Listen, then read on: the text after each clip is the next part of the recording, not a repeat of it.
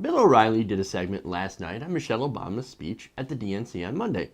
Now, it was a pretty good speech overall. I enjoyed it, except for that little dig at Bernie Sanders. Now, on that speech, I'm sure it will actually be a lot better as soon as Melania Trump gets a hold of it. But nonetheless. Now, Bill O'Reilly is actually going to cover that speech. He's going to fact check it and give his viewers a bit of a history lesson. Grab your popcorn, everybody. It's going to be good. Factor tip of the day.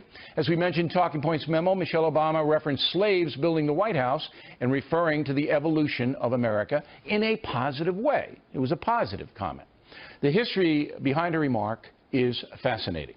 George Washington selected the site in 1791 and as president laid the cornerstone in 1792. Washington was then running the country out of Philadelphia. Slaves did participate in the construction of the White House. Records show about 400 payments made to slave masters between 795 and 1801. In addition, free blacks, whites, and immigrants also worked on the massive building. There were no illegal immigrants at that time. If you could make it here, you could stay here. In 1800, President John Adams took up residence in what was then called the Executive Mansion. It was only later on they named it the White House. But Adams was in there with Abigail, and they were still hammering nails. The construction was still going on. Slaves that worked there were well fed and had decent lodgings provided by the government, which stopped hiring slave labor in 1802. However, the feds did not forbid subcontractors from using slave labor. So Michelle Obama is essentially correct in citing slaves as builders of the White House, but there were others working as well. All right, so look, technically, yes, he's right on most of those facts.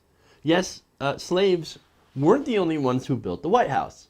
However, when it came to the type of work that they did, many of them did the bulk of the heavy lifting and the digging, basically the hard stuff, okay? So look, even though, basically, since he's right in the facts, what possible problem could I have with this O'Reilly segment? I mean, as he said, he fact-checked Michelle Obama, and it's like, yeah, she's correct. Yeah, she's right about that. Okay. He also kind of complimented her in a way. So what problem would I have with it? That was the part when he said, slaves were well-fed and had decent lodging. Okay, well, you know what they didn't have? Freedom. That's what they didn't have. You kind of ignored that. Now, that's, of course, freedom is something that Bill O'Reilly and his audience are supposed to, cherish. He's essentially whitewashed that comment by implying that, yes, while slavery is wrong, it wasn't so bad because, hey, we treated them right. We gave them, hey, they were well fed. It's not like they were starving slaves. Yes, they were slaves, but not starving. They had a place to stay. So, but look, they were still slaves. That is the problem. And it bothers me, not only because slaves are not free by definition, that it also bothers me that they were beaten, whipped, raped, taken from their families, and forced to work hard labor for free. Not only that, but they could be killed at any time. By saying what O'Reilly did and the way that he said it, they kind of make slavery look not so bad. Not like the barbaric institution that it actually was. That's my problem with this whole thing. Just a casual whitewashing of, well, hey, they had some, they were well fed. They had lodging provided to them by the government. I don't know why they complained. I don't know what you people are complaining about slavery for.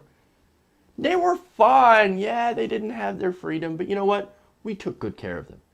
It's once again the whole notion of the benevolent white man slave master of the South. That's what they actually try to teach people in the South. Well, that plantation owners were the benevolent ones. They were taking care of black people. They couldn't take care of themselves.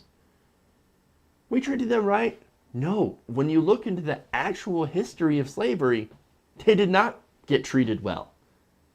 Once again, beaten, whipped, raped, sold, separated from their families, killed. You can't whitewash that. And that's the big problem. And that's why it's important to not only note your history, but to do it accurately and not try to whitewash it like what Bill O'Reilly was trying to do.